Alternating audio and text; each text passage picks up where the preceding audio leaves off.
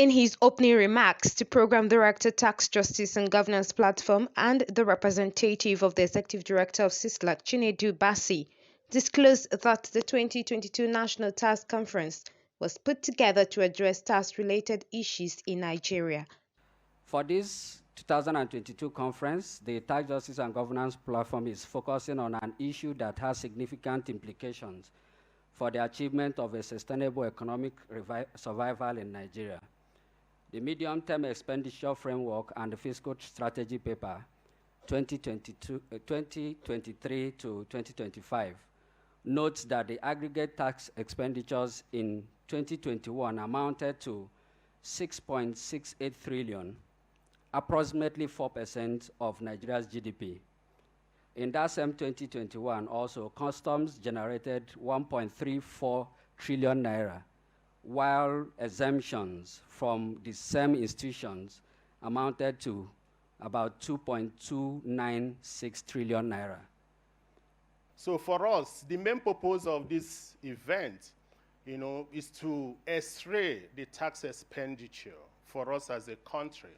It has become a conduit through which we lose our revenue, and we give away our revenue and we go to the same people, the same countries to borrow.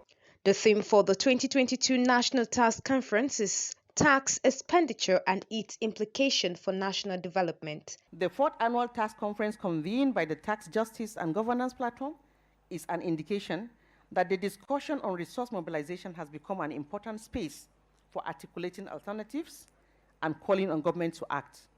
In the last couple of years, the government revenue projections are increasingly becoming unattainable and consequently unable to meet the development objectives of the state and its international obligations, including resourcing and meeting the targets of the Sustainable Development Goals. The deteriorating socio-economic index of the country is an indication of the government's inability to meet the needs of and aspiring of the Nigerian people.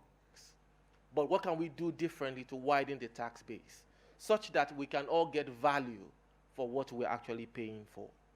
So I guess one of the questions we have to ask is, what are we currently collecting, in terms of tax?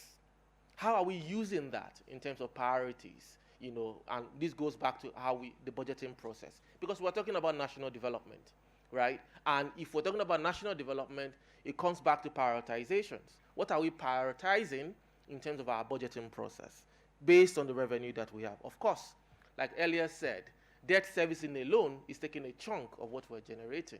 So the question is, what should we be prioritizing? We know the debt is already there.